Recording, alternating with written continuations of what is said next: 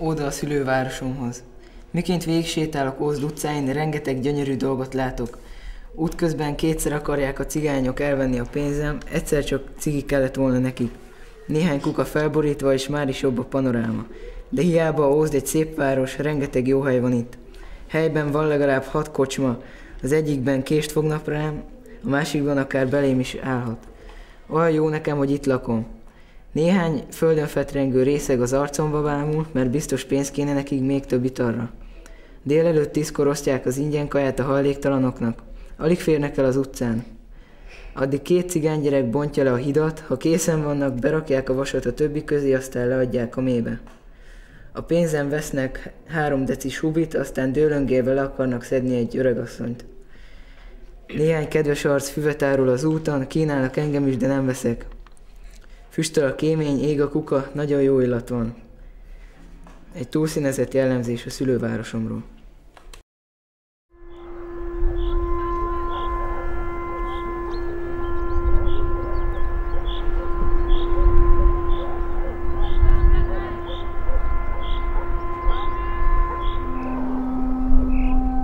Jó napot, Késcsók!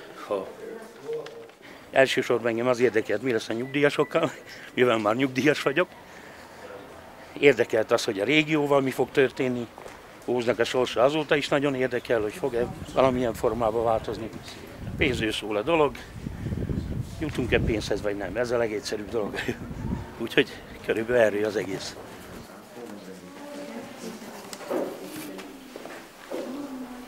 Köszönöm, hogy véleményt nyilváníthattam. Köszönöm, viszontlátásra.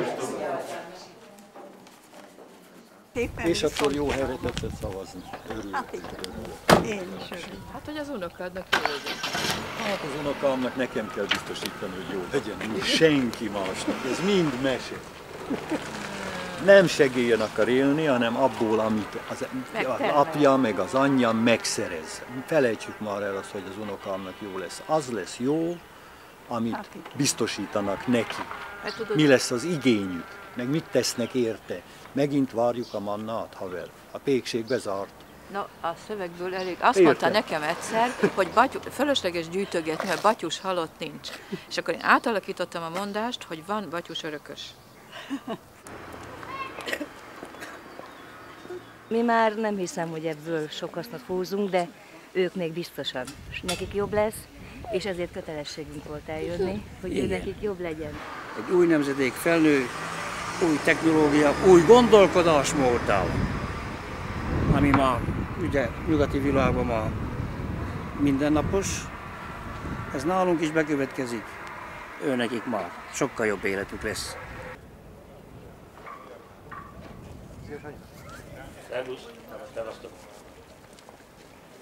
Igen, az unió szavazására csináltunk egy kis fűmag ültetést.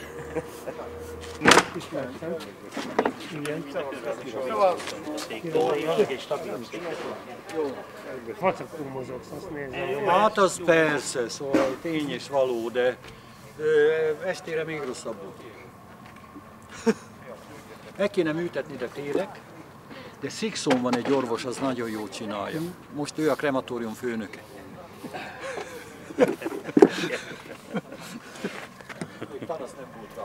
Na, voltál szavazni most kívül, kamerán kívül? Nem. A Tamás majdnem velem van reggeltől, úgyhogy nem voltam, nem is megyek, szóval tehát a szívem visz, az eszem meg nagy lófasz. De miért nem? 3 nagy dolog van. Engem már 3-szor becsapott nyugat. 45-ben, 46-ban, ugye, vagy 43-ban, teljesen mindegy. Jaltánál úgy odadobtak, mint a szart, a nagy nyugat. 56-ban, 19 évesen ordították, hogy tartsunk ki, mert mink Európához kell, hogy tartozzunk, mert ottan jöttek, onnan téptek ki. Szétlőtték a várost, 438 embert felakasztottak, nyugat segítségével, mert szót nem szóltak érte, ugye. 90-ben meg, mikor a rendszerváltás volt, akkor megint azt mondták, hogy boldoguljunk. Most, mikor túltermelés van, meg recesszió nyugaton, mindent elkövetnek, hogy piachoz kerüljenek. Tehát a nyugatba csalódtál, nyugatra. Na most akkor kelet, de akkor marad kelet, marad dél vagy észak. De nekünk általában vagy nyugattal, vagy a kelettel volt eddig konfliktusunk, kapcsolatunk, bármilyen. Tehát akkor marad az a dolog, hogyha nyugat nem, akkor marad a kelet megint. Valahol nekünk tartozni kell, nem ebbe egyetértünk, nem? Tehát akkor marad a kelet. Hát most a kelettől, most tényleg kitől várjunk, most nem, olyan távol-keletig nem tudunk elnézni, Japánra meg ide-oda. Tehát marad a Szovjetunió, vagy a volt Szovjetunió. Igazad van, de egy felkészületlen ember nem menjen el sízni, mert megfagy. Nemhogy nem, mert tud lemenni a lejtőn, még a hegyre sincs ereje fölmenni. Tehát mindennek eljön az ideje. Tehát nekünk valahol rendezni kellett volna itthon a sorainkat. Nagyon sok része volna, akár az oktatás, szóval, tehát tökéletesen igazad van, de miért hisszük mindig, hogy minket csak más tud megsegíteni? Meg tudod azt érteni, hogy részemről azért problémás ez a dolog, hogy végül ti voltatok a politikai erő, ti nem készítettétek föl esetleg a társadalmat erre a dologra? Nem személy szerint rólad van szó, hanem ti, akik a rendszerváltásban konkrét szerepet vállaltatok, valahol a 12 év alatt, hogy erre nem került sor, akkor valahol a probléma nem itt lehetséges, vagy nem itt van valahol a probléma? Hogy nem készítettek föl bennünket erre a dologra? Gyaga, Hajdúszoboszlón volt a kohászat üdülője. Szerdán elmentél a kaszinó elé, betették a bőröndödet a buszba, Hajdúszoboszlón kiszálltál a üdülő előtt, a 4-es asztal 1-es szék a tiéd volt. Gondolkozni se kellett. 9-től elmentél fürödni, 12-től ebéd, 3-tól csendes pihenő. Leszoktattak a gondolkozásról. A fejünk nem nőtt föl. A fejünk nem nőtt föl. Én azért nem hiszek, mert mink nem akarunk, és megint imádkozunk az őrangyalhoz, hogy csináljon ma velünk valamit. Gyaga, nem tudjuk a MÁV szerelvényeit kitakarítani.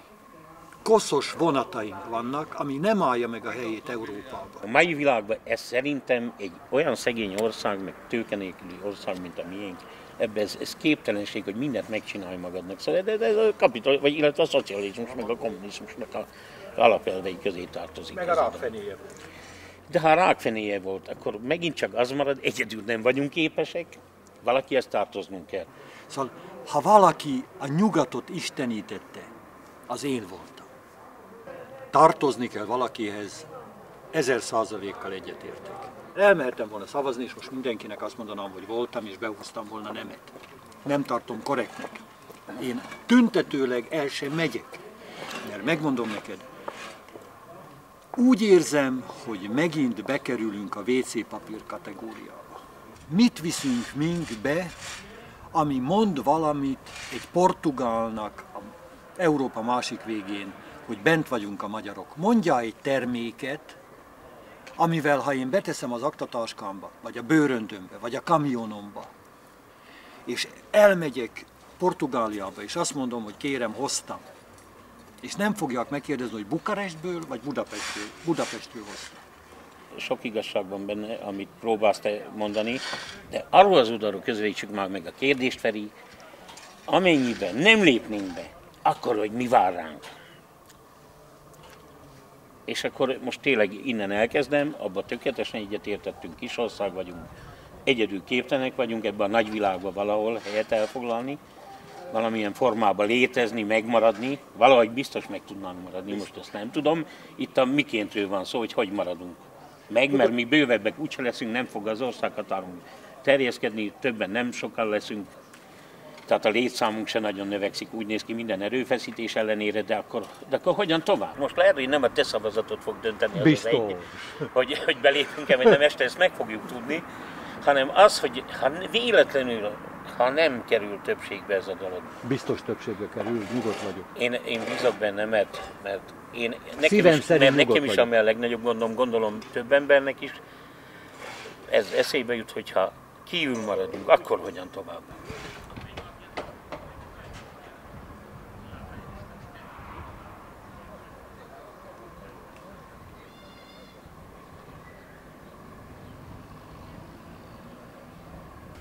Asszonyokat nem láttam sehol, tényleg gyanús. Nekem az asszony most éppen nagyon jó helyen van. Külföldön dolgozik most. ilyen italárak mellett muszáj neki külföldre menni, kérlek szépen. Muszáj hozni a valutát. Ő hozza a pénzt? Remélem, hogy hozza a pénzt. És mióta van kint? Múlt hét pénteken utazott el. És meddig? Egy olyan fél évet vállalt föl, korábban is egy fél évig kint volt. Hozzon ez most jellemző, hogy általában nők mennek dolgozni. Férfiaknak kell rendszeresen kitölteni a kávézót, mert a nőknek most ez a feladatuk, hogy munkanélkül maradt ózdi férfiak helyett dolgozzanak. Lehetőség nincs itt Ózdon, nem sok lehetőség van. Sokkal komolyabb lehetőségek vannak külföldön. Nagyon sokan dolgoznak Ózdról a hölgyek kint Izraelbe, Németországban, Amerikában nagyon sokan vannak. Ide is járnak a fiúk, akiknek a feleségük Amerikában. Szóval ott megtalálják a lehetőségeket, módját. Hát kicsit ciki dolog, hogy a magyar asszonyoknak, akik itt ilyen emancipáltak, itt kérlek szépen, meg itt el vannak kényeztetve, hát kint bizony, hogy mondjam, milyen munkát kell végezni. Cselédnek kell menni ki. De úgy látszik, hogy még cselédnek is érdemesebb külföldre kimenni. Sokkal több pénzt lehet kapni, mintha itt valamilyen komolyabb munkaerő. 10 órákat dolgoznak valahol egy gép mellett, varrógép mellett, kényelmetlen körülmények között.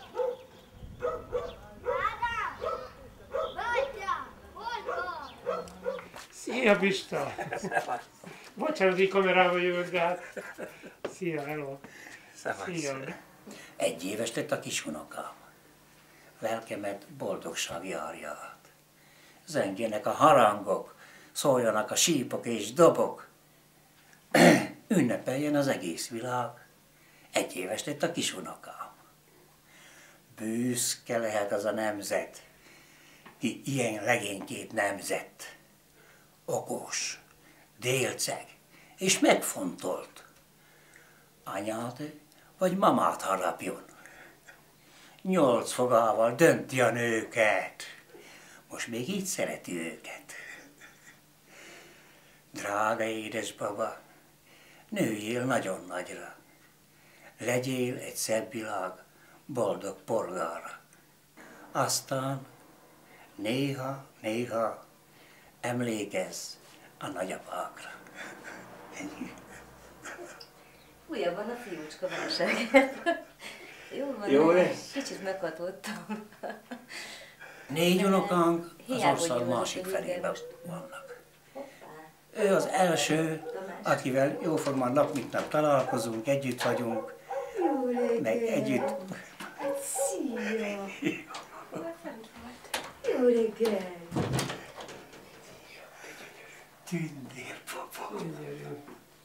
Gyönyörű. Jó reggel! Jó reggel! Hát szia, szegény, nem tudja, hogy mi ez a szerkezet itt a kezemben. Ismeri végül is, mert van. Szokták. De nem ilyen nagy. Hát nem ilyen nagy. De még most egy kicsit álmos. Én nem dolgozom sehol sem most már. A nyugdíjból élünk, abból a nyugdíjból, amit kapunk. Annyira nem olyan. Sok igazán mindenki ezt mondja, de meg lehet belőle élni, szűkösen, kevés igényekkel, és amit lehet a gyerekekre költünk, meg magunkra. Van egy kis kertünk, ott persze nem sokat termelünk, de amit megtermelünk, azt azért sem kell pénzt adni ki. Így. Úgy átlagosan egy olyan 100 000 forintból élünk alatt. Mi is tudnánk sírni. De hogy nem, hogy ne tudnánk sírni. Nem nagyon. Ezt is kéne csinálni, azt is kéne csinálni. Mondjam azt, hogy szeretnék úgy szeretnék meghalni, hogy szeretnék elmenni a tengerhez, egyszer lássam a tengert, szeretnék repülőre ülni, hogy a 21. század elején, és még nem ültem repülőn, mondjam, hogy szeretnék csak egy kicsit jobb kocsit, mint az a kis Polskink van, dehogy nem, de egyelőre a lehetőségekkel kell szembenézni, és a realitással. Jelen pillanatban egyik hónaptól a másikig szépen megélünk a nyugdíjunkból. Ennyi. Az az igazság, hogy aki dolgozza az életét rendesen, becsületbe, bármilyen kormány is van, vagy bármilyen hatalom is van az országban, az mindig megbecsüli az ilyen embereket. És én úgy érzem, hogy ebből a szempontból meg vagyok becsülve. Jutalommal rendesen 50 000 forint jutalmat adtak, amikor elmentem a nagynyugdíjba. Mert végkielégítést igazán nyugdíjasnak nem adnak, nem is. Úgyhogy mondom én, hogy a becsületes munka az mindig meghálalja maga. Bárhol a világon.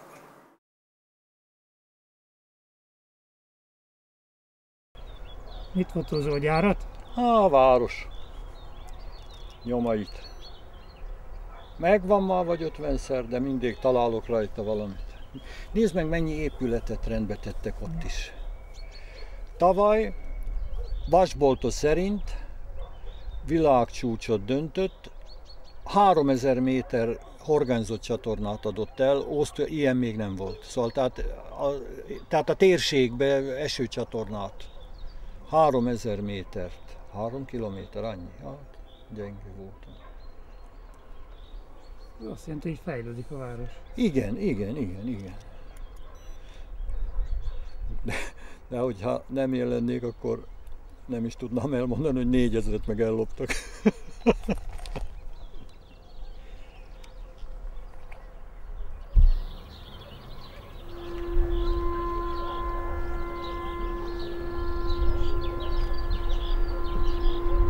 Ezt el nem hittem, hogy 10 év alatt ennyi autó lesz. Szóval, tehát sok mindent elhittem,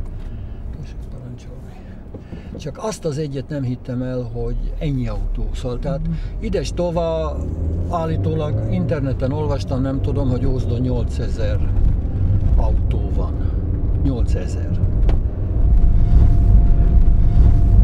Itt a biciklit nem tudtam föltolni, mert egy gyalogösvény volt csak. Ezt a salakot az ember ide hulladékból hordatta ki.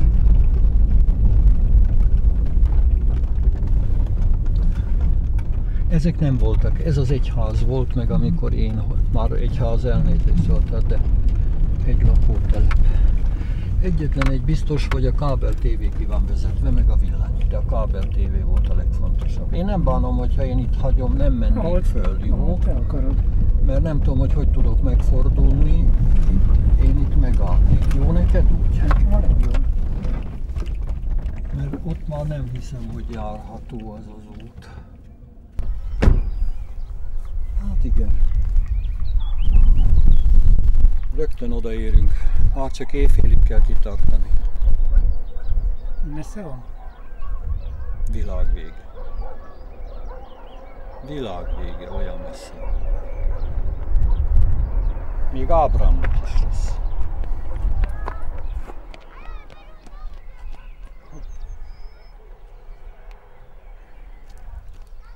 Emlékszel rá, hogy nézed? Emlékszem. Én is. Bácsi, az mi lesz?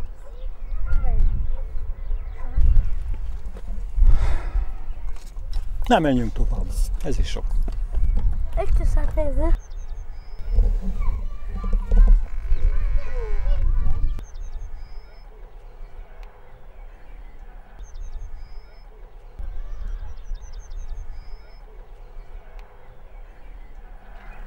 Miért kameráznak most fiatalasszonyát?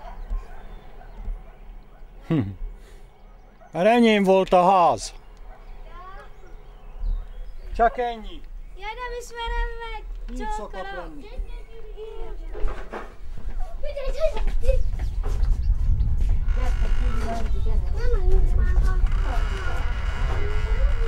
Tessék meg képékezni! Tessék még csak képezni! Várjál! Tessék még csak képezni! Csokolom! Szia! Tessék meg a képezni! Tessék meg a képezni! Tessék már! Hát Isten bizony nem ismertem önmagát. Hát így szokott lenni. Rég volt, mikor én itt 1000 órát dolgoztam körülbelül. Sajnos. Csináltad a házat? Hát igen, ez... Építetted? Igen, én. Ide letették a blokkot, 400 blokkot, és 3-an oda föl kellett hordani, nem így nézett ki semmi. Diófa hiányzik. Az ki volt korhadó? Hát, úgy szoktak mondani, de nem hiszem. És sajnálom, hogy így tönkrement, szóval fáj a lelkem. Az a telek 100 méter innét a saroktól, 100 méter fölfelé. Az mind az ennyi, szóval tehát most már maga ide.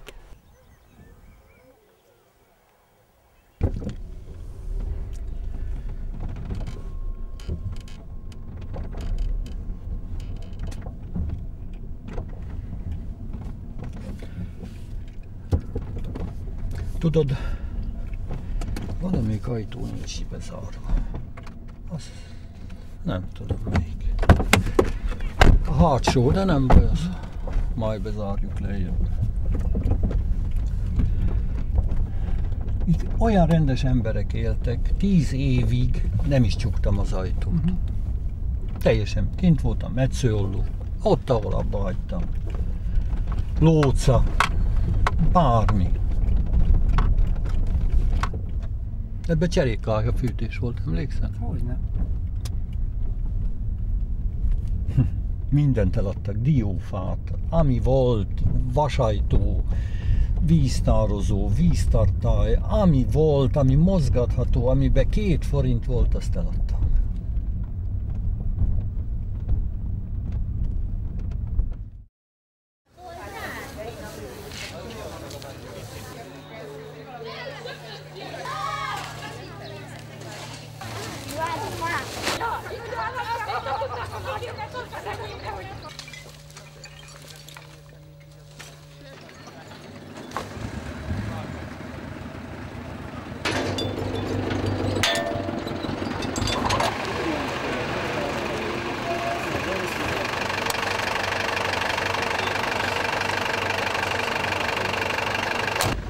Kitakarítjuk a szemetet a városból. Igaz, még nem átvitt értelemben, de reméljük majd azok is eltűnnek, és reméljük, hogy tényleg tisztább lesz a városunk. Május 1-én meg lehet nézni, hogy milyen szép tiszta városba lakunk mi. Ha kinyomnám a kuplungot, még jó is lenne. Dolgoznak az iskolások, óvodások, civil szervezetek, lakóterületi bizottságok és mindenki. Mi büszkék vagyunk erre a városra, és azt gondolom, hogy ez a város sokkal szebb, mint más olyan város, amelyikről sokkal jobb az országban a kép, mint Ózdról.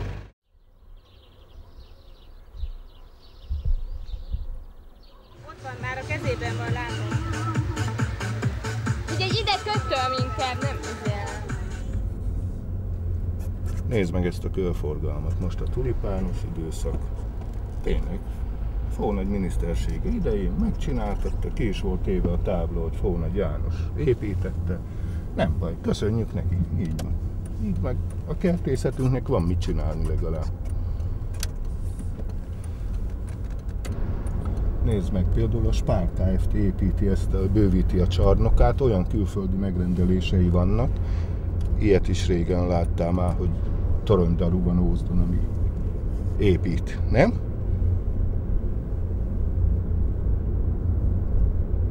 És mit épít? De a CNC Eszterga gépeinek csinálja a helyet. Éppen múltkor voltam bent náluk, mert beszoktam így menni vállalkozókhoz. Hát jó haverok, hát most azért mi lehetünk barátok, hogy én polgármester lettem szerintem. És akkor arról beszéltünk, hogy ott mellettük milyen rendezetlen, az a sár van, ha esik az eső. Ők megcsinálják az alapot, hozatnak ilyen követ. A város meg leaszfaltoztatja, hogy legyen parkolójuk. Majd este nézd meg, mikor sötét van, ki van világítva a könyvtárunk, és a 2 templom is mögötte ki van világítva. Egerből, akik jönnek ismerősök, mind azt mondják, hogy az meg, ez egy világváros. És ezt akarjuk itt most parkosítani a nyáron a Unitával, a megváltozott munkaképességűeket foglalkoztatókkal, és akkor ők is tartanák karba 5 évig. Ide már elkészült a terve a könyvtár mögött erre az üres placra, egy 25 lakásos bérlakásnak, épületnek. Ezt a gázcsövet most fogjuk lefektetni a föld alá, már a tigáz meg dolgoznak a cigányok itt. munkások.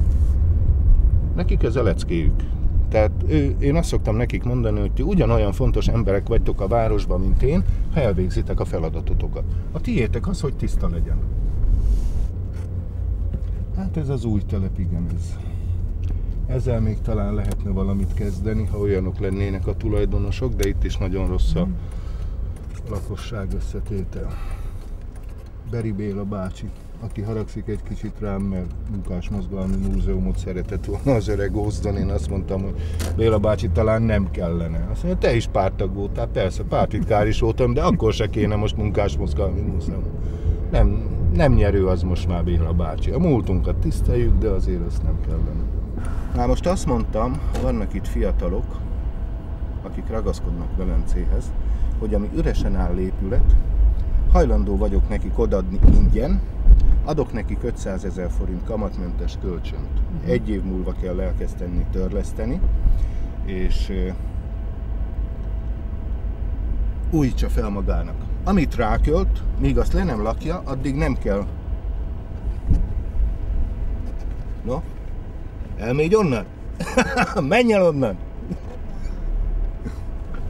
Focista, jó haverom. Együtt fociztunk, cigány gyerek, de ő most is van a cigány foci csapatot, ő csinálja. Az a helyzet, hogy minden év ott vagyunk, már 10 éve.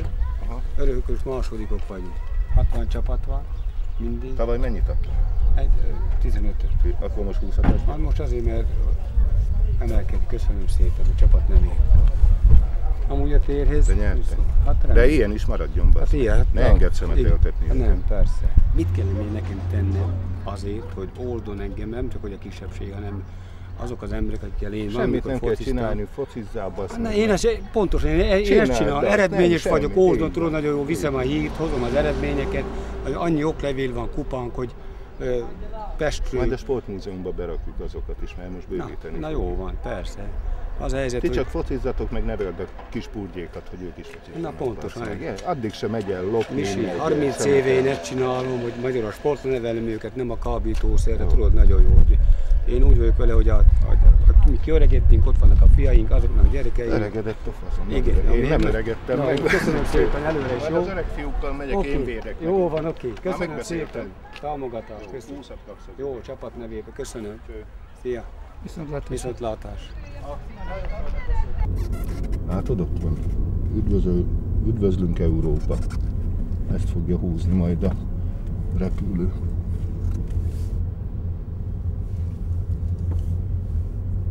Holnap után, szombaton, esni fog az eső. Ennyit tudtam elintézni. Szlovákiában. Tornajan, strapacskát eszek. Nem messze itt az ünnepségen? Csak ide megyek, 8 kilométer a határ. Nem akarok itthon lenni, nem akarok azonosulni, én nem akarok csatlakozni. Ezekkel. Ha kátyus az út, ha koszos az ember, ha pincérnek fekete a körme, ha klozetba nem lehet bemenni csak úgy, ha előtte dobálsz be téglát, és azon valahogy beegyensúlyozol a piszoárig esetleg. Tehát arról nincs miről beszélni összességében.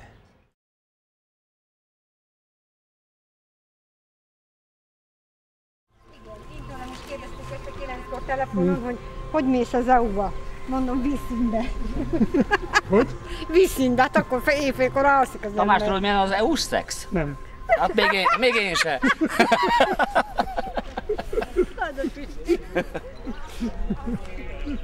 Én el vagyok kenődve személy szerint. De miért? Nagyon szkeptikus vagyok, nagyon. Borzasztó. Miért? Hát nézd, van sok oldala, szerintem Magyarországon Budapest előre fog lőni, meg nagyvárosok, de a vidék az borzasztó. Hát nagyon. De ha kilép Nagy-Britannia, Svédország, meg Franciaország, akkor megint az oroszokkal leszünk? Csak arrébb tolódik. Mondod, hogy kilép meg? Szerintem ki?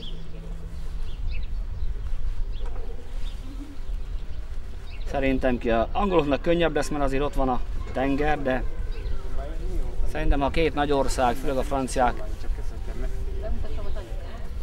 Osztrákok se örülnek, én azt hiszem az EU-nak. Örülnek? Kericsókolom, én meg vagyok a csonka. Az osztrákok se örülnek. A történelem ellen nem lehet hadakozni, hát nem mi csináljuk a történelmet, nem egy-két ember csinálja a történelmet. Ha itt eldöntötték, hogy menni kell, akkor megyünk. Kaptam egy SMS-t, hogy örülsz-e éjjel fél egykor. Visszaválaszoltam, hogy én már akkor is európai voltam, mikor ezek üldözték. Ne, éjjel fél, tudod, ilyen félcsipásan. Szóval nem tudok napirendet élni, hogy mit ünnepelnek. Megint az alkoholisták járnak jó. Add át üdvözletem Csagának. Ott vannak perceken belül. 30-al, Feri, 30-al vagy 25-tel, légy szíves. Hátamon ne vigyen! Jó vagytok. Én jó vagyok. Azért mondom. Jó. Hát most billenünk át. Hova mentek? Ajaj, hosszú. Egy fotót akarnak itt, hogy velünk Európában.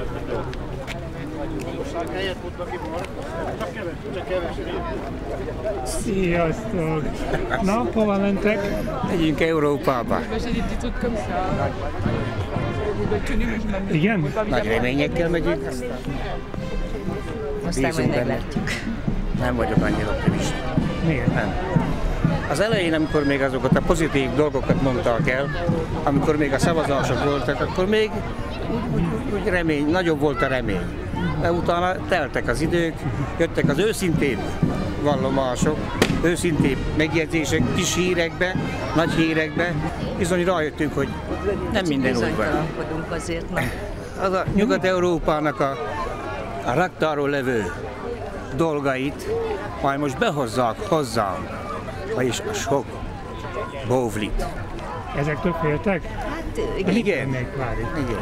Hát tulajdonképpen attól is félek, hogy nem munkahelyeket teremtenek, hanem elviszik a munkaerőt.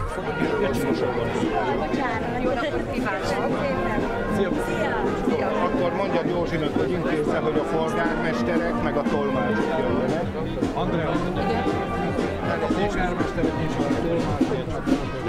De már most oda átlegy, amikor megvan a csapat. Mikor mondtad? Értem, mondtam Péternek, és akkor meg a... Hol van Dubovszki?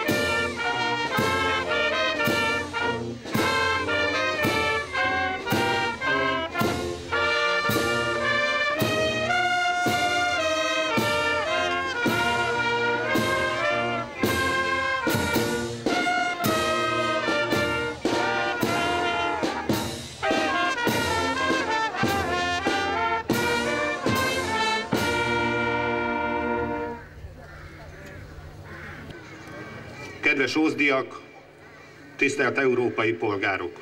A mai naptól az Európai Unió teljes jogú tagjai vagyunk.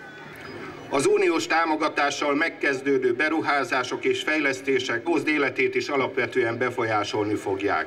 A siker záloga a saját kezünkben van. Előrelépni csak akkor tudunk, ha valamennyien a legtöbbet hozzuk ki magunkból. Saját érdekeinket csak saját magunk érvényesíthetjük. Mi ózdiak Magyarországon, a magyarok pedig Európában.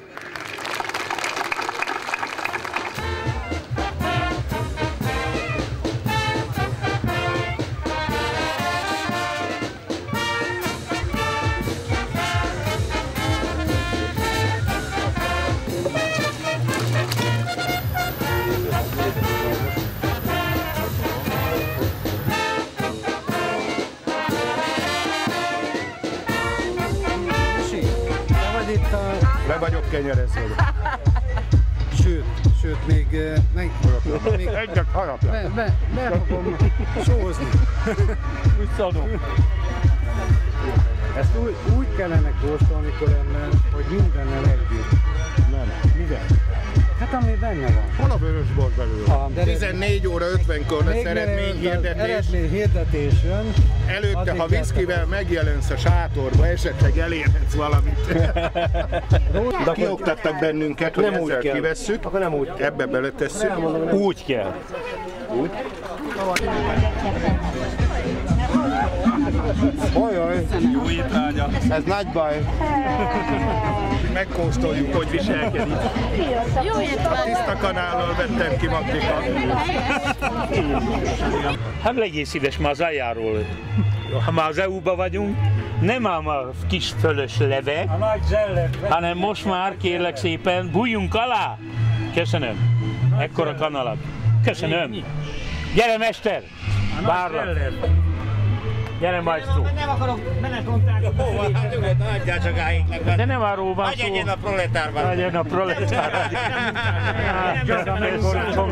Jó van, te. De legjobb, ha te osztod ki, mert azért te ebben spiller vagy.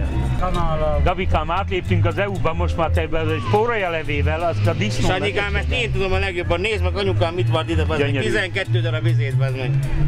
Kaptam egy sárga jelvényt, csillagot. az MSZP-től kaptam egy jelvényt, én is kérlek szépen. Csak itt a probléma az az, hogy a sárga csillagnak nem mindig más. A bográsba. Más jut eszembe, meg. Igen. Igen, mondtam én is erre. Beleléptem az EU-ba. Igen, mondtam.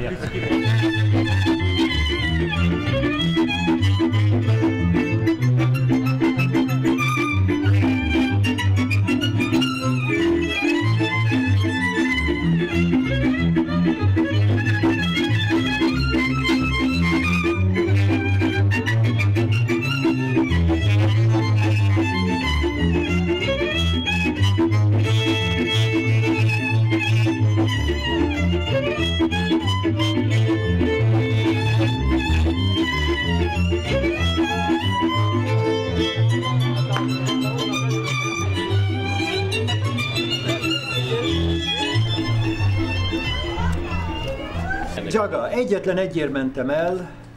Tankolni, hát most miért nem valóban? Is, tankolni is, igen? Nem volt, esküdök rá. Most 30 forintért már csak nem. Nincs jobb sör ott, Feri. Itt jobb sör van, mint ott. Jaga, a korosztályi probléma, nem fogjátok soha megérteni. Én azért mentem át a határon, hogy a személyigazolványom, ami tiszta saláta, ugye azért nálam van vagy 30 éve, mindketten értjük, miről beszélünk, ugye? Hogy föl vagyok-e? Tehát, 16 éves te. Jó, 14. Ja. De hogy föl vagyok-e, hogy megértem ezt a napot, hogy én úgy megyek keresztül egy határon, mint egy ember. Ferike, szalutálta izé, mikor kivetted? De semmi, csak fölmutattam, bele se nézett, visszaadta, egy szlovák nő volt, egyetlen egy, ami... Az a szőkenő? Nem, egy hosszú hajú, nem, életemben nem láttam. De értsétek már meg, gyerekek, szóval, tehát nehogy félreértsétek, én nem a líra, meg a költemény, meg nem tudom én, de Szlovákiában valamikor úgy lehetett átmenni, ugye, hogy volt ember, aki a hegyről nézte a testvére temetését távcsövön, mert innét át lehetett látni a dolgot. Most is van egy olyan falu, mutatták a tévében. De 68-ban nem így mentünk át a határon, 68-ban úgy mentél Szlovákiába, hol? Fegyverrel. Ja igen, no, de az megint más harckocsival. De neki miért van ilyen munkanélküliség könyvet? Te sose voltál munkanélküli, bazd meg. Miért nem? Nem voltál. Na mindegy, szóval ennek ellenére, gyerekek... Hát voltál, akkor ne hazudj. Vannak kétféle ember van, akiknek egyesek és kettesek. Feri mindig egyes volt. Ennyi szerencsétlen országot behúznak ebbe, aki kódus, mert 10 országot bevittek ebbe a kódusokat. Most nem mi vagyunk az kódusok, tehát nem mi ragaszkodunk, ők ragaszkodtak hozzá, hogy még a kapitalista mit tud lehúzni belőlünk. Itegetnek már bennünket mióta, mikor megalakult az egész dolog, tehát a rendszerváltás, hogy 10 év múlva jobb lesz. Ilyet lett jobb, semmi, és akkor, hát hogyne? Valakinek. És akkor utána most arról szól az egész dolog, hogy hát jó, majd belépünk, már 10-15 év múlva látjuk ennek mi, vagy a gyerekeink Hát az én gyerekemmel nem fogja látni, lehet, hogy nagyon hosszú távra kell gondolni, az én gyerekem nem fogja, várjon pedig bár, akinek most születik gyereke, 10-15 évig fel se tudja nevelni, mert a nyavarba fogja nevelni. Ennyi, mikor a 4. 5 éves tervbe ígérték neked, hogy milyen kurva jó lesz a kommunizmusban. Teljesen mindegy, Ózdon még teljesen meg voltunk nyugodva, hogy 150 évig még tart a gyár. Addig Hódmezővásárhelyen már az 500-as Trabanttal hurcolták utánfutóval a háztáji paprikát, mert nem voltak úgy kiszolgáltatva, mert meg kellett élniük. Itt elkényeztettek, megnyertük a minisztertanács zászlaját, élüzem voltunk. 13 000 embernek, Vörös Csillag érdemrend, 13 000 ember a kohászatnál, 8 000 a bányába kapta a pénzt, hogy csendben legyen. Számolatlanul, hogy csend legyen. Nem akarom kacsát megbántani, de eszébe nem jutott 5 német szót megtanulni 90-től. De még svédül se, de még mindig úgy van, hogy meg van győződve, hogy a hátát másnak kell vakarni. Nem. Jó, megpróbálok, de nincs mivel. Ahol 11 000 törvényt kell újra. Igen. Közalkalmazottakat. Igen. Az hányszor tud németül, svédül vagy angolul? Én sokat. Hoppá. Én sokat. Hoppá, látod? Te csak egy vagy a többi közül. Te ugye Gáborkán, mikor ott dolgoztunk nálatok a polgármesteri hivatalban, egy A4-es papírral bazd meg, egy órán keresztül csak egyik irodából, másik irodába sétáltak keresztül. Az nem tud semmit se németül, se angolul, se sehogy. És akkor van ebédidőtök van, lemegy, fölmegy, kész, beszól a szomszédirodába, hogy gyere át, mert kész a kávé. Ezt én mindvégig éltem, mikor csináltuk neki a számítórendszeres dolgokat. Egyet hagy mondjak. De bocsánat, biztos, mert villanyszerelőknek voltam, várjál Feri raktáros, a villanyszerelők se dolgoztak, bazd meg, te az vagy. Nem azért. Azok is felvették a vállukra a kis táskát a gyárban, ne add elő magad. Én tudom, hogy mit dolgoztak a villanyszerelők. Én nekik de az országban senki nem dolgozott soha.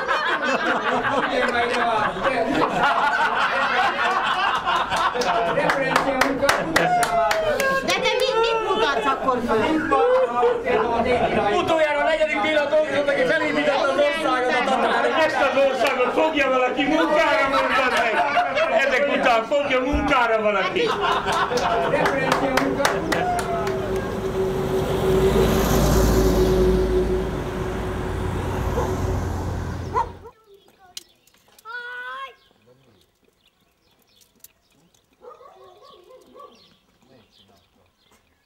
Orgalám is van, azt is. Mutasd meg. Ott van, nézd meg.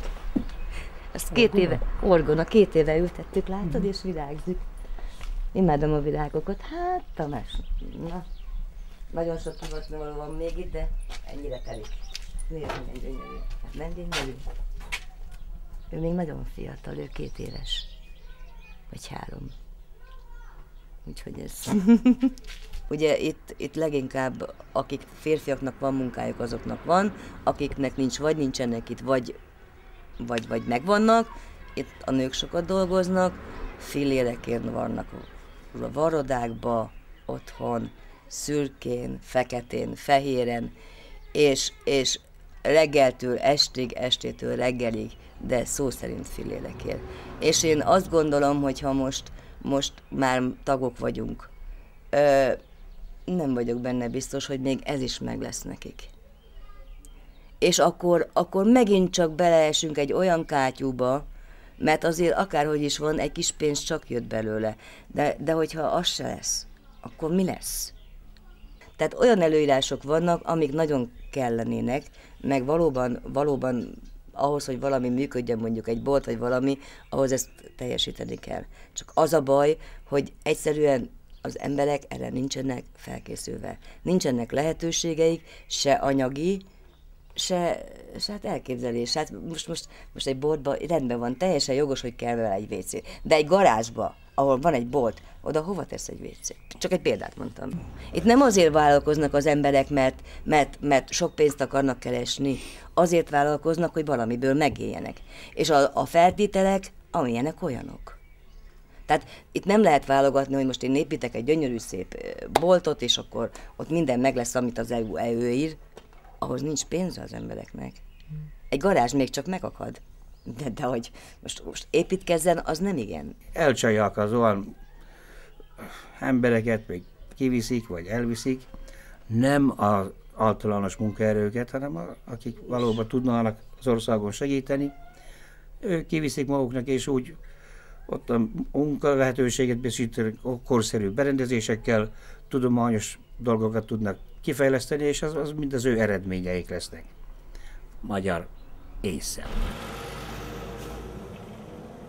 Na, van egy kis változás, igaz, az tavaly történt, ez volt egy nagy álmunk, emlékszel rá biztosan, hogy azt a kis aranyost azt lecseréljük, de most nem kell olyan szép nagyra gondolni, csak egy kis mi autónk lett.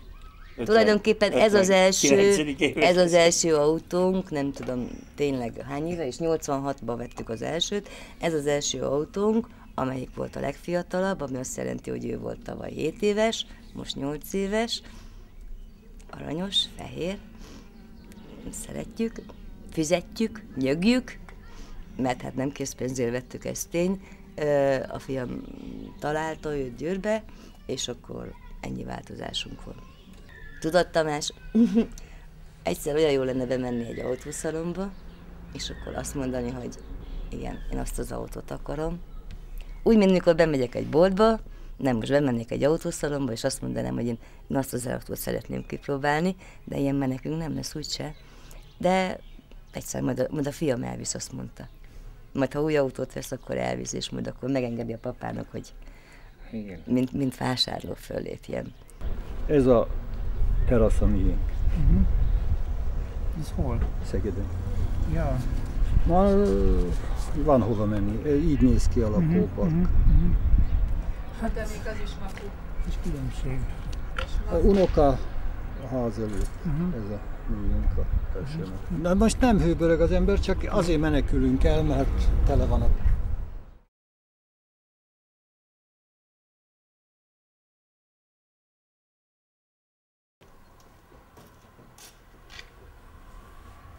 Javítottam a kutatást, akkor volt ez egy kicsit, hogy hát nagy dolog volt ez számomra, és akkor megörökítem a még a kultál, hogy ez az életünk egyik fontos része volt, része lesz jövőben. Hát ezt mindenki látja, hogy nem felejtsük el, most már írásba is leírtam, annyi ez egész. De másfél vagy 2 évvel ezelőtt nagyon pessimista voltál, Pista. Igen, mert akkor az egész országtalan pessimista hangulatban volt. Akkor jöttek valóban azok a hírek, meg beszélgetések, hogy hát bizony nem csak itt olyan lesz, hogy kolbászból fonják a kerítés, hanem itt továbbra is keményen meg kell dolgozni. Ez nem is baj, csak hogy sok lesz az elvonás. Sok lesz az elvonás, és akkor kezdték azt mondani, hogy bizony itt továbbra se lesz olyan nagy ugrás Magyarországon, életszínvonalban, hanem apródonként. Rendben van, apródonként, de elfogadjuk azt is, csak ma legyen valami. Talán ma most lesz majd valami.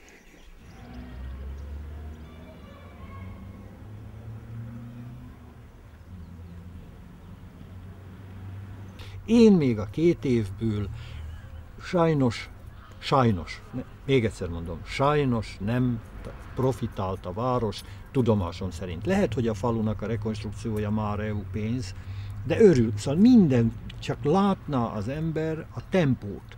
Tehát nem egy beruházást, hanem tényleg én reménykedtem a hihetetlen munkahelyteremtésbe. Nincs plusz pénze hoznak. Itt a költségvetéstől kapja a pénzt, és én talán az, hogy a 2 év alatt talán azt lehetne, a pluszt, ha már erről beszélünk, hogy legalább a költségvetésbe jutott. Hoznak annyi pénz, hogy megéljen, hogy éljen. De több nincs, ebben igazad van. Ahhoz beruházások kellenének, munkahelyek kellenének. Adó, helyi adó. Bevétel kéne. Én végigjártam egy finn helikopter gyár akart Ózdra települni az én időmben, tehát mikor utalta rá, hogy polgármester voltam. És egy napon ment rá. A srác a ügyvéd, egy pesti ügyvéd volt a megbízottja, és helikoptergyárat. El kellett vinni az uszodába. Megkérdezte, hogy hány zeneiskola van. Mondtam, hogy egy. Elvittem az uszodába, ott húzgálta a száját, ugye akkor lehetett 90 éves az uszoda, nem egy hangulatos. Van-e még uszoda? Mondtam, hogy bezárt. Hány szálloda van? Hát kivittük a kohászállóba, megmutattuk, egy. Akkor egy volt, ugye? Szóval tehát egy volt. És a végén azt mondta, hogy nézze, Schäfer úr, ne haragudjon, ezzel a tárgyalás megszakadt. Nincs az a finn cég, aki ide a vezető embereit családostól elhozna. Ez egy ördögi kör. Nem. Megmondom miért. Akkor most csinálnunk kéne először 10 szállodát. 10 hotelt idehozra. Most nagyon durván fogalmazok, sarkítok, de akkor csinálni kéne ide 10 uszodát, 10 golfpályát. Tehát akkor, ha innen indul az egész dolog, ez a város, amelyik költségvetésből él, ebből a szerény költségvetésből, ha innen indulunk, akkor itt, én megmondom őszintén, mi 5 EU-ba léphetünk be. 9-10 EU-ba beléphetünk, itt borzasztó nagy változásokat, én úgy látom, hogy nem prognózizálhatunk. Mondtam, az a gumigyárat elhozhatták volna ide pártalapon. Tehát egy állami nagy beruházás, amit én hiányolok még mindig. Én mindig azt mondom, hogy Ózdnak még mindig tartoznak a rendszerváltás miatt. A legnagyobb veszteséget ő szenvedte el. De egy kormány sem tudja felvállalni, egy kormány sem akarja felvállalni, látok. Egy nagy beruházást idehozni.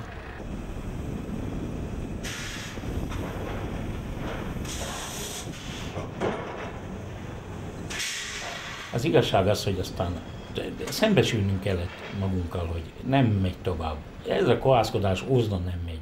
Ezt nem akarja senki rajtunk kívül. Most már utólag, mikor leülünk egymás között nagyon szűk körbe, akkor mindig az a téma, hogy miért nem engedtük, hogy korábban átalakuljon ez az egész rendszer. És milyen érdekes a dolog, hogy valami óriási pénzeket hajlandó az Unió adni arra, hogy végképp eltüntetni a bányáknak és a kohászatnak nem a berendezéseit, azok már le vannak, de valahogy még a nyomait is. És ez állítólag nagyon hosszú idő, ehhez hozzá kell szoknunk, tehát itt már tényleg butaság lenne kohászatban gondolkodni. Egy biztos, azt, hogy melyik árura lenne piacképes, melyik árut lehetne ragyogó áron eladni, és mi lenne az az áru, mit kéne termelni, milyen formában, mennyit belőle, ezt senki nem tudja megmondani. Azt hiszem, hogy nincs itt mese, a vállalkozókat kell helyzetbe hozni. Ózdon is mindenütt, mert azt hiszem, ide nagy cég már többet nem igen teszi be a lábát.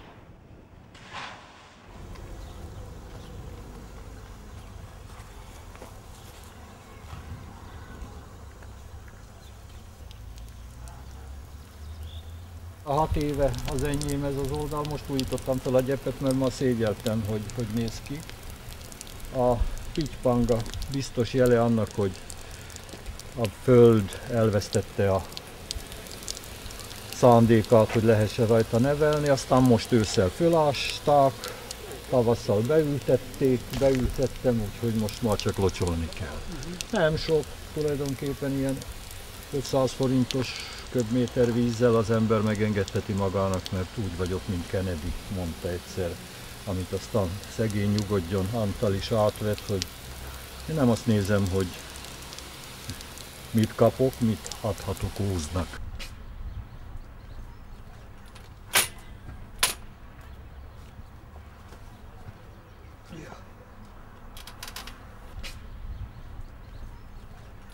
Én most fogom ünnepelni a 38 évet, mikor elcsesztem az életem. Mi akkor mit történt? Ide jöttem. Ide jöttem. Hónap. A városban? Hónap, ez 38 éve. Nagyon rég. Miért gondolod így? Miért gondolom így? Tudom, nem gondolom, tudom. Akkor miért vagytok itt? Ez a talán. Hát most jelen pillanatban anyukám miatt. Hát én legalább 10 éve hallom tőle és Feritől is, hogy megyünk. Megyünk. Megyünk. Hogy mikor, ezt még nem tudom, de megyünk. Éva még eljár dolgozni, én néha eljárok Bogácsra fürödni, szóval tehát nincs olyan problémánk, őnek is se kéne dolgozni. Az anyósomat nem tudjuk, 10 éve nem tudjuk itt hagyni, késő akartunk elmenni. Semmi most, meg nincs is nekem Ózdon, szóval én nem akarok felszámolni Ózdon mindent. Legutóbb lent voltam Szegeden, már az árvíz igencsak tetőzött, gyerekiskolai szünet volt, egy hetet ott rendetlenkedtünk, elmentünk az Anna fürdőbe, és úgy a gyerek nem vette észre, de vagy 10-15 percig ültem magamnak a meleg vízbe. Gyönyörű 1800-as évek végén, 1900-as elején épített fürdőbe. Nem rossz értelemben mondom, de polgárok beszélgetnek, meleg vízbe zuhanyoznak, nyugágyba pihengetnek, büfé van. Hogy hol éltem le az életet.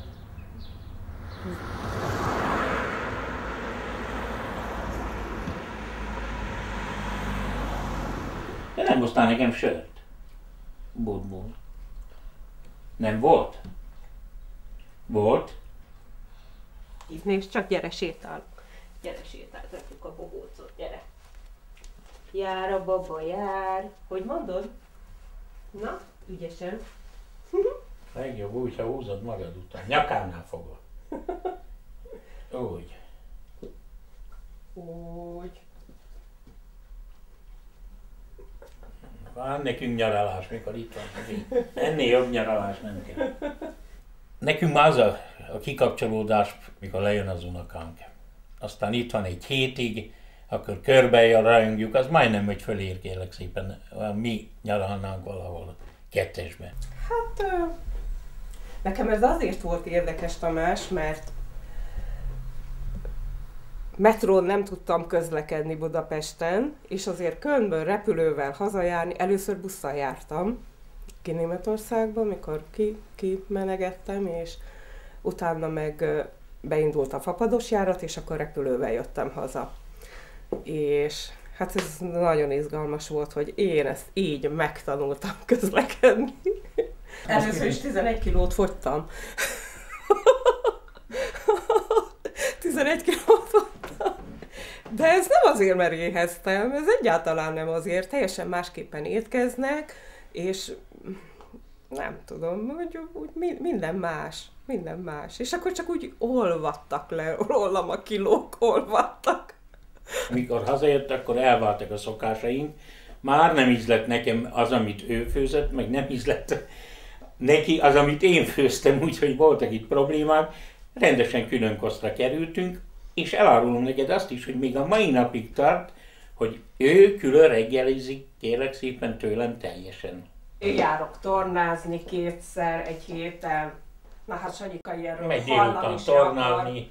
2 nap van csütörtökön, meg kérlek szépen hétfőn van kis időm nekem mindig, hogy szabad időm, mert tornázni jár 3:30-től 6-ig, 7-ig.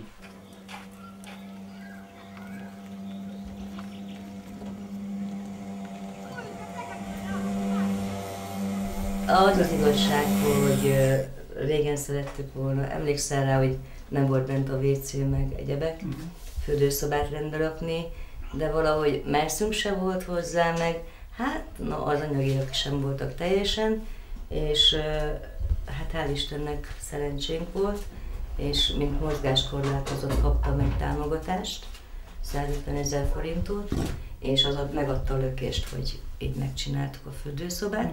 Ez volt tavaly ősszel, és akkor még a konyhát is most már befejezzük. A nyugdíjasoknak, mozgáskorlátozott nyugdíjasoknak felajánlották, hogy ingyen angol tanfolyamra járjanak. Ez nem jó tudom. Tehát nem csak a nyugdíjasoknak, hanem megpályázta a mozgáskorlátozottak szervezete, Ózdi szervezete, és elnyerte a pályázatot, tehát 2 angol tanfolyam indult, és lehetett jelentkezni, és vettem a bátorságot, és jelentkeztem, és most én is járok angolra 1 hónapja. Már sok mindent megértek, de még a kiejtés az, hát azért nem ilyenkor kéne kezdeni, de hát most van rá lehetőség, és akkor én most ezt kéne. Majd hasznosítja az unokája. Így van. Hasznosítja. A most is a legnagyobb unoka az ma jobban beszél külföldi nyelveket, mint a magyart. Lehet, hogy nincs realitása, mert hát egy 57 éves nő mit kezd már egy angollal, de nekem ez annyira tetszik, és én annyira élvezem, hogy a világért nem hagynám ki. Meg az az igazság, hogy még az egy dédelgetett vágy a többek között, hogy talán még egy számítógép is majd belefér ebbe a dologba, nem most ezt rendbe hozzuk, és akkor ma jövőre megint gyűjtök, és ma jövőre egy számítógépre. Nem újra persze, mert nem, de amúgy is, mert ha jönnek a gyerekek, akkor ők is igénylik már nagyon, és akkor még azt meg kell tanulni. De ha már tudok egy kicsit angolul, akkor könnyebb lesz. Mi ketten meg vagyunk, azok az anyagiak, amik rendelkezésünkre állnak, azok úgy néz ki, hogy el lehet élni egy olyan nem közepes szinten, de talán közepes szinten. Meg tudjuk venni azt, amit meg akarunk venni. Nem azt mondom, hogy rögtön meg tudjuk venni. Vannak dolgok, nagyobb dolgok, amihez idő kell a megvásárlásához. Erről szól a dolog, ki kell türelmesen várni, mikorra gyűlik össze az a pénz. Például nagyon szeretnék az internetet, de az még ebbe az évben nem megy. Kivárjuk jövőre, a számítógép parkot is, azt is fel kell újítani, és az jövőre megy, pedig már nagyon szeretnénk, de úgy, de ettől nem görcsölünk most, hogy jaj, de add meg Uramisten már is. Nem, majd jövőre. Készülök más világra, szóval sokat foglalkoztat sajnos. Minden vonatkozásban, szóval nem öröm ma élni, ezt akarom mondani. Legyen az 40 éves, legyen az 50 éves, Bibliára megint nem akarok hivatkozni, akkor nagyon rossz a világ, ha az emberek halni vágynak. Magamon tapasztalom, meg több embernek van furcsa belső véleménye, hogy nem jó vagyunk. Végül is, ha nagyon belegondolunk, mi az életünket tettük fel a 3 gyerekre, és ez nagyon sikerült. Iskolai igazgató a kislányunk, a legnagyobb lányunk. Helyettes te. Iskolai igazgató. Helyettes. Én úgy tudom, hogy iskolai. Nem, helyettes, nem figyeltük oda. Ó, ezt minek kellett? Kezdünk zsörtölődni, ugyebár benne vagyunk abban a bizonyosban.